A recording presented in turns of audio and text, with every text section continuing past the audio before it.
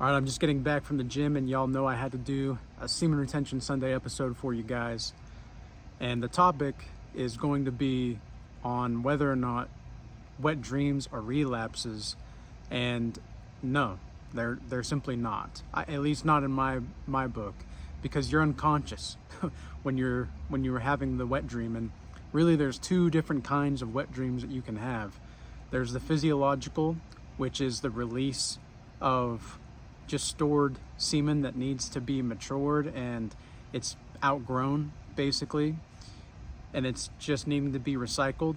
And usually after this kind of wet dream, you'll feel pretty refreshed. You'll feel pretty calm, cool, collected, clear-minded. It's like you're elevating, right? Whereas the other side is more like you've been thinking about sin and you've been stuck in a lustful mindset. And so what that is a pathological kind of wet dream. And if you have a wet dream where there's a succubus or like a Jezebel, and the Jezebel has basically seduced you, ultimately what has happened in that situation is that you've allowed the Jezebel to seduce you. If you wake up feeling from the dream, if you wake up feeling drained, like not a lot of energy, and just feeling kind of meh all around, you're kind of foggy headed, that's a pathological dream. And that's a sign that either a demon has attacked you or that you've allowed a negative spirit to infiltrate your spiritual body. Now, if you do this, don't worry about it. And don't worry about wet dreams in general, really. Whether they are pathological or whether they are physiological, like, don't stop the process. This is a sign of progress. Whenever you have a wet dream, it's a sign of purification. Whenever I had a wet dream, and I've been doing this since May of 2022, whenever I've had a wet dream, it's almost like there's a squirrel up there just yapping. Whenever I've had a wet dream, it's almost like I've always gone up a level, even when it was pathological, or like, because what that is just new neural pathways being formed in your mind, body, and soul. Okay, man, I'm about to throw a rock at this freaking squirrel, man. Jeez Louise. But anyway, the point is that when you are going through a pathological purification process, you don't need to get upset at yourself. You don't need to get really upset about where you're at in your life and how you're progressing. Is it a little disappointing when you get a wet dream? Of course, but it's not a sign of doing something wrong, okay? Like, it's not always going to be a sign of that. In fact, even if it is pathological, now you can notice it and move beyond it. And I don't consider wet dreams relapses because you're unconscious, okay? How is it possible to relapse when you're not even conscious of doing it? Now, it's another thing if you're watching porn and you're willfully going into sin, or you go hang out with a woman and you willfully give into sin there as well. That's a completely different way of being, okay? It's not something that's going to be punished necessarily by God, even though you're going through these stages, and it's okay to be going through these things. It's okay to think of this as just a sign of growth, because it is a sign of growth. And a lot of people get really wishy-washy and kind of beat themselves up and overthink things. Stop overthinking and stop beating yourself up. I've had a lot of people doing that recently, and I've seen a lot of people doing that recently around me and in the comment section. They're like, yeah, I'm doing this and I'm doing that and I'm doing this and I'm doing that, but it just never seems to be enough.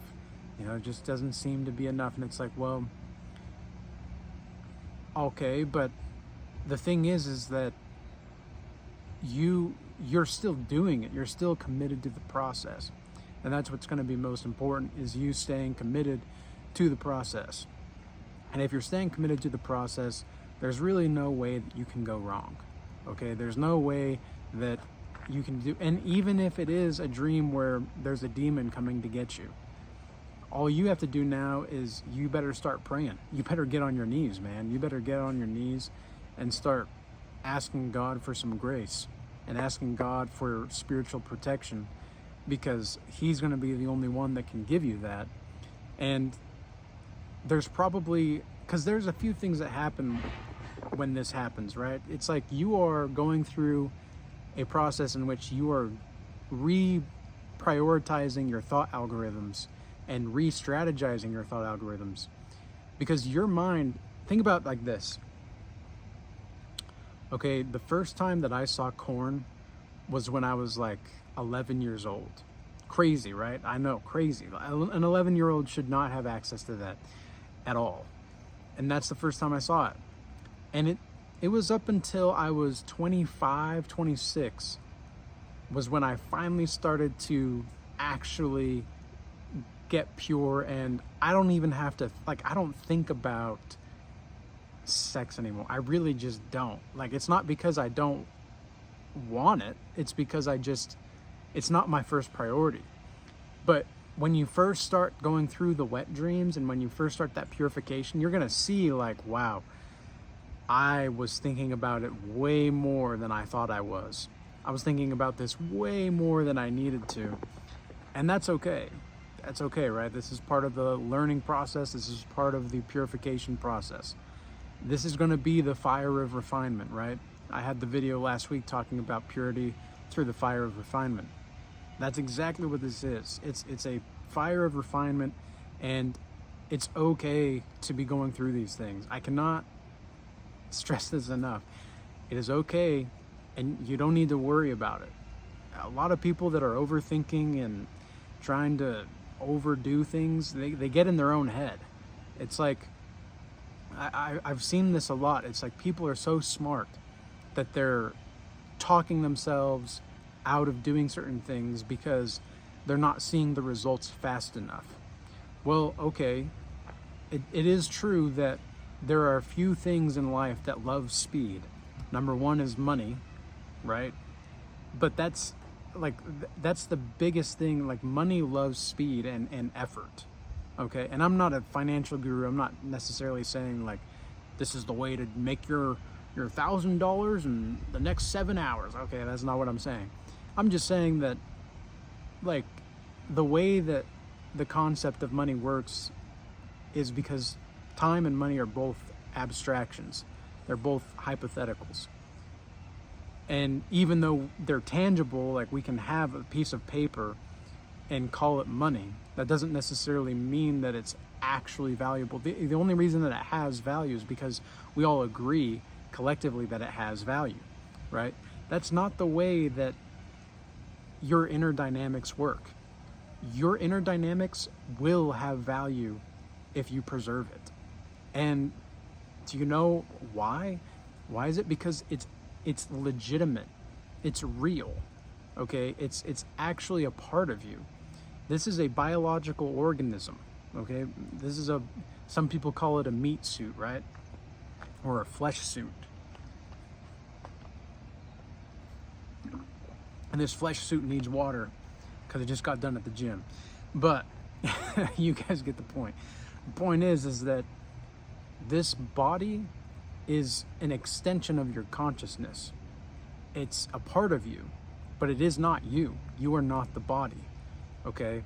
But you are the thing that transforms within the body, right? This Carl Jung had this idea of it, and I can't remember the exact term of what he called it, but that's basically what the idea is. The idea is that you're not this. You're the essence that is transfiguring itself and transforming and transcending itself within the experience, within the lived experience of the organism. okay? And that's exactly the way that you need to think about this. That's the exact way that you need to think about what's going on whenever you actually have a wet dream or anything like that. And so when it does happen, don't get too worked up about it. Notice it. Notice what's happening. Notice what kind of wet dream it is, okay? Whether it's pathological or whether it's just kind of a refreshing of the system. Because if it's a refreshing of the system, then you definitely don't need to worry. But those are pretty rare. Like, those are fairly rare. I've only had like maybe 6 of those in the 2.5 almost years that I've been doing semen retention. And the reason, maybe this is something worth noting, the reason a lot of people have more wet dreams when they stop watching corn and playing with themselves is because your mind is still used to that, right? So think, you've got, like when I first started watching corn when I was 11 years old, I had like decades, a decade and a half worth of programming that I had to redo. Okay, that's kind of where I was going with that, but I kind of went in a roundabout way. Hopefully you guys stuck around to listen to there, but if you did, now you understand, now you get the point. But ultimately, like, there are thought programs and algorithms that you're gonna have to reconfigure. And when this happens, when a wet dream happens, the thought algorithm that you need now is, I will get better. I will continue to get better. Now, me personally, I haven't had a wet dream for a while. I don't know like when I would have one again if I did, but the last one that I had was a couple months ago, and that was a psychological, not a pathological release. That was a physiological, rather, sorry, not psychological. That was a physiological release, because afterward I felt like I was more ready than ever. And it was just, there's another thing to think about. There's another way that you can indicate whether or not that it's a pathological or a physiological wet dream. The pathological wet dream, usually the semen is going to be a little bit runny. Okay, it's going to be a bit more watery. Whereas the physiological is going to be like the actual thick stuff. Okay, and even then you might lose a little bit of energy, but it's not going to be anything near, like, you're still going to be refreshed and you're going to feel calm. All right. So with that being said, I hope this message was useful and insightful. I'm glad the squirrel was quiet for the rest of the video. And with that being said, peace be with you. Till next time.